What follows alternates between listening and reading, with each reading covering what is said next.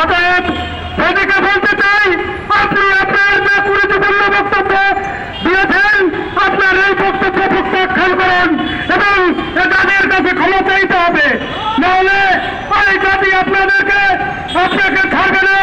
ভারত আমাদের বন্ধু, আমরা মনে করি ভারতের জনগণ আমাদের বন্ধু, কিন্তু মোদী আমাদের বন্ধু হতে পারে না।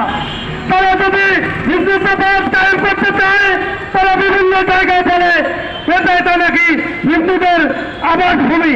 আমি বলতে চাই 1757 সাল পর্যন্ত ভারত ছিল মুসলমানদের ইতিহাস, ঐতিহ্য এবং স্থাপনায় ভর্তি।